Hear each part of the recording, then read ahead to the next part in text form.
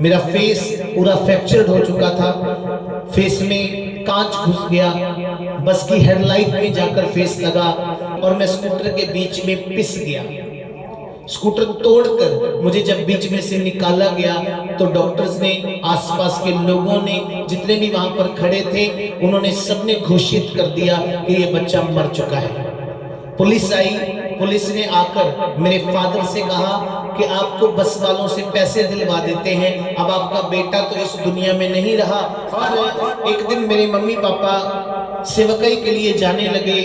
मैं 8-9 साल का था। उस समय मैंने जिद की, मैंने उनसे कहा कि पापा जी, मम्मी जी, मैं भी सेवकाई के लिए आपके साथ जाऊंगा।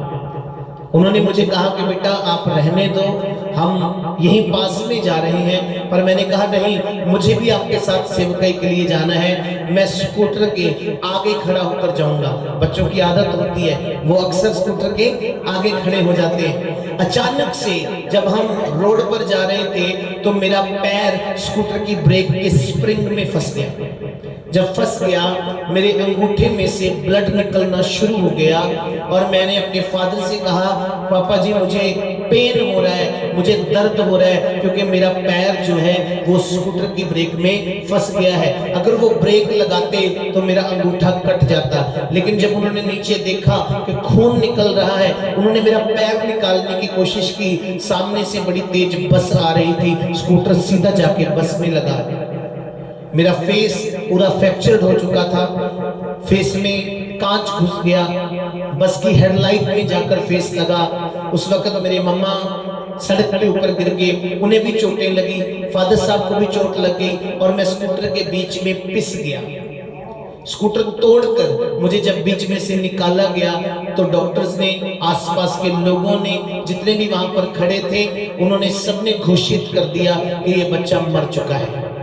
पुलिस आई, पुलिस ने आकर मेरे फादर से कहा कि आपको बस वालों से पैसे दिलवा देते हैं, अब आपका बेटा तो इस दुनिया में नहीं रहा, आप बस वालों से पैसे ले लीजिए। मेरे डैडी, मेरे फादर एक प्रभु के दास हैं, उन्होंने कहा कि बस वाले की कोई गलती नहीं है, हम बस वालों से कोई पैसा नहीं लेंगे, ये बच्चा प्रभु ने दिया था, उसने ले लिया, उसके नाम को हम धन्यवाद देते हैं। सड़क के ऊपर, रोड के ऊपर मेरे मॉम डैड दोनों हस्बैंड वाइफ मुझे गोदी में लिटाकर बैठे हैं और उस वक्त उन्होंने सड़क के ऊपर रो रो कर प्रार्थना करना शुरू कर दिया।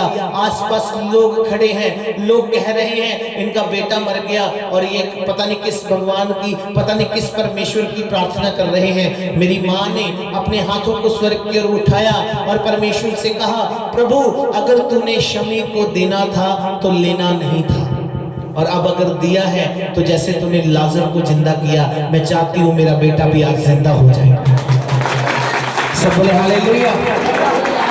मेरे माँ बाप की प्रार्थनाओं के बाद 15 मिनट के बाद मैंने अपने सांस लेने शुरू कर दिए। मैंने एक लंबी सांस ली, मुझे हॉस्पिटल में एडमिट करवाया गया। उस वक्त अंडर ट्रीटमेंट था, लेकिन पूरी रात प्रार्थना चलती रही, चर्च भी प्रार्थना करता रहा। आज वही मुर्दा प्रभु ने जब जिंदा किया, वो आपके सामने आकर प्रचार कर रहा है, वो अपनी गवाही बता रहा है। सब बोले हालेलुया।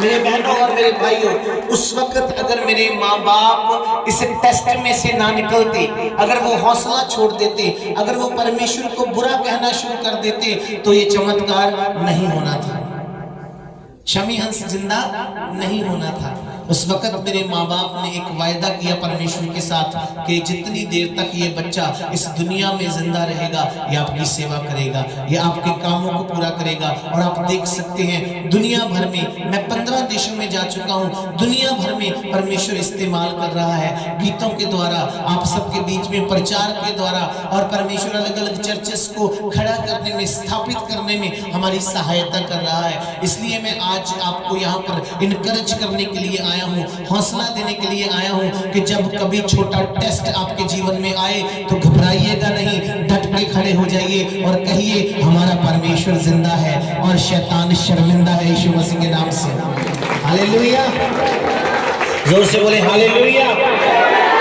इसलिए हम रात भी बात कर रहे थे कि हमारे पास एक दर्शन का होना बहुत ज्यादा जरूरी है। हम यीशु मसीह में क्यों हैं? क्यों हमने अपनी लाइफ प्रभु यीशु मसीह को दी है, इस बात को जानना और समझना बहुत ज्यादा जरूरी है। हम किसी इंटरटेनमेंट के लिए प्रभु में नहीं आए, हम किसी लालच के लिए प्रभु में नहीं आए।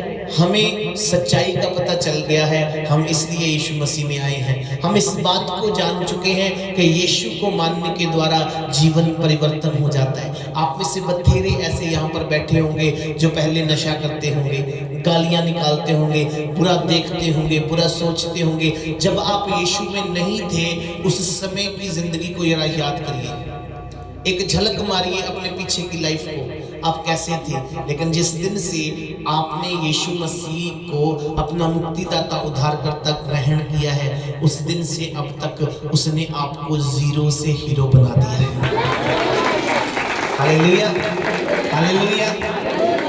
हमें बोलने का तरीका आ गया, हमें सोचने का तरीका आ गया, हमारी सोच बदल गई, हमारे विचार बदल गए, हमारा बैठना उठना बदल गया, हमारा देखने का नजरिया बदल गया। और परमेश्वर दिन प्रतिदिन आपको बढ़ाता जाएगा। मैं आपको कह रहा हूँ, अगर आप रूह और सच्चाई से उसके साथ चलते रहेंगे तो आपके जीवन में किसी चीज की कमी नहीं होगी। परमेश्वर आपको ब्लेस करेगा। हालेलुया।